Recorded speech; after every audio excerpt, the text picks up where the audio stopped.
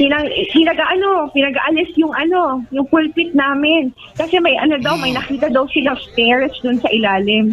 Napaka-outrageous talaga, Sir Jay. They really believe there's a bunker, there's a tunnel under our cathedral na for ako, Sir Jay. Dito na, 4 years old pala ako nasa Kingdom. Nakita ko pa yung construction. Yung mga magulang ko.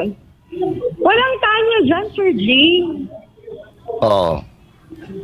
Grabe talaga. Paano rin mabubuhay kung sakaling nandiyan may tao, di ba, dyan? Wala namang ventilation ngayon sinasabi. Kung narinig naman, patay na siguro ngayon. Exactly. I don't know why they're doing this. I mean, is this their way to force yung mga co-accused ni Pastor to surrender? Is this their way para mapuwersa sila? I don't think. And what? Ano mangyayari if they will be forced to surrender? Well, they are doing this. Gusto nila, tapos sasabihin, tapos mapilit na ma-surrender yung mga co-accused si Pastor. What? Eh di mali-legitimize yung mga masasamang ginagawa, illegal na ginagawa. Oh, may nag-surrender na. Oh, tama yung ginagawa namin na ganito ginang KOJC. Dahil may nag-surrender na. Talagang may ginawa na kami. Is that it? No. We will not bow down to that kind of injustice. That's way low talaga, mga kababayan. Totoo yan. Oo. Hana? Sige. Go ahead, Sir Jay. Hindi, kasi nga, noong a few hours before yung ginawa nilang raid, lahat dyan nakatimpre na lahat sa atin, Jade, kung anong balak nila. Sapagkat 3 araw nga nila pinapractice ito, pati yung pagtatanim ng kunyari, manggugulo na asset nila sa pulis, pagkatapos may dalang baril na magpapanggap bilang na miracle worker o missionary ng KOJC. Kasama lahat yan.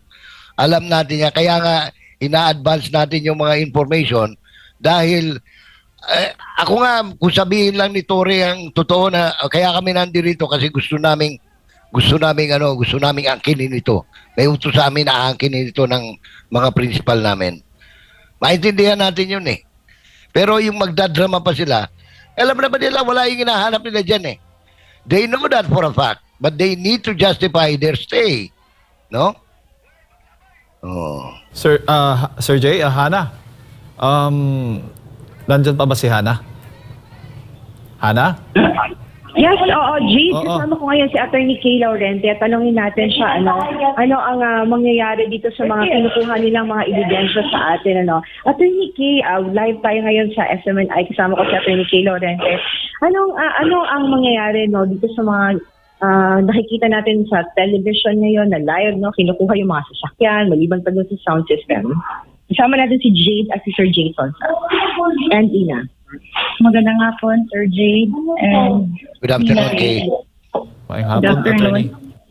Could you run us down dito sa confiscation ay sinasagawa ng PNP dito sa mga properties ng and some assets of KOJC, Attorney Laurente?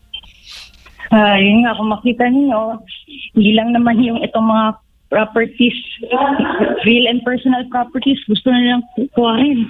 Nag-freeze order na nga sila last time sa lahat ng mga properties ng Kingdom. Ito naman, kinoconfiscate na nila. So, aside sa seizure, kumbaga nag-invade na sila sa ating compound. Ang ngayon naman, ang gusto nilang ang kunin naman nila, confiscate daw nila itong ating mga trucks, itong crane, itong fire trucks natin, which in fact, meron po tayong permit na nakuha yesterday. So, kumbaga, nagpaalam po tayo na gagamitin tong area na ito. So, kumbaga, dumaan tayo sa process.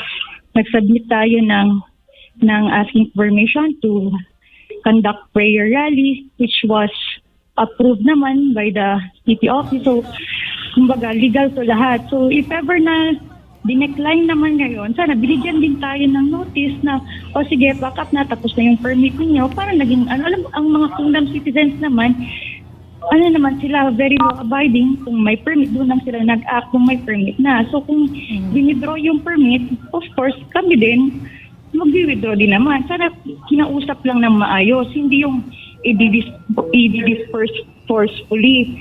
So yun lang po yung masakit ko. Siyempre, lalo na sa mga missionaries na nandito po na hanggang ngayon, naka-lockdown po sa loob ng Kingdom of Jesus Christ Compound, Sir Jay. May nakawit ata si Sir Jay? Yung mga rooms na ino-occupy nyo doon, yung sa lodging ninyo, na mga parang ladies dormitory sa JMC, hindi pinabalik ba kayo kagabi para makatulog kayo ng maayos o you were prevented from occupying your rooms? Siyempre, in fact, Sir Jay, ayaw na din pumasok ng mga workers, although andun na yung presence ng yung mga police doon sa mga bahay po natin, sa hindi lang po sa dorm, kahit sa transpo, sa lahat po ng area. So, yun po ang nangyari. So, kaya po, Sir, yun po, Sir Jay. Attorney Kay? Puputulin ko muna si Attorney Okay. Kay, kasi kailangan nilang umalis kasi may mga asikasuhin nila yung mga hinuli at yung mga properties. Oo. Babalikan ko kayo at Okay. Sir Jay, Nina G, for Ana? more update. Oo. May tanong lang. Hana? Oo. Para lang malinawan, Hana? Ayan, sige, balikan lang natin si Hana. Ang tanong ko sana, talaga bang totally bawal na? So ang tanong natin, saan na papunta? Saan na papunta yung mga missionary workers? Saan na sila ngayon? Kasi bawal sila sa loob, bawal sila sa labas. O saan na sila ngayon nakapwesto? At saan dadalhin itong mga Yun ang hinuli? gusto ko sanang malinawan eh. Pero sige lang, balikan lang natin mamaya si Hana. Pero ngayon po nakikita natin na walang awa pong inaaresto ng mga kapulisan. Wala naman po silang mga armas. Tignan po ninyo mga kababayan, yung ginawa, para bang police brutality na bang tawag nito? Police brutality talaga? Oo. Asa yung maximum tolerance? Yan po ang sinasabi kanina ay aalisin yung mga nakaharang dyan sa kalsada. At ang kanina nga nakita natin na kumpiska na yung mga speaker, yung mga kagamitan nandiyan mismo at plano pa yata itong mga malalaking truck, Sir Jay, dadalhin doon sa Camp Katitipan, yun nagsabi. At gagawing ebidensya ni Torre laban dito sa KOJC. Imagine, ang naging biktima patuloy nito, ang naging ano pa, itong mga KOJC. Jet? Samantala nakikita po natin, no, sa left side, Sir Yes. Jay. Ito na nga nagsisimula ng We're getting feeds now, itong ating from Black Manila. Monday protest, no, sa Liwasang Bonifacio po. Yan po, para po ipanawagan, no, sa pagbaba sa pwesto ni Bongbong Marcos Jr. na naguhugas kamay ngayon sa nangyayari pong pangkubkub dito sa ating religious compound na lantarang paglabag po sa karapatan namin bilang mga Pilipino. Yan po, habang dito po sa KOJC Religious Compound, Davao City, ay ito pong nasa kanang bahagi po ng screen ay kasalukuyan pong hinuhuli ng mga kapulisan, yung mga missionary worker. Dito naman po sa banda sa Liwasang Bonifacio, ang isang rally, no, ng mga kababayan natin, kung saan ang panawagan nila, Sir Jay, pababain na itong si Bongbong Marcos Jr.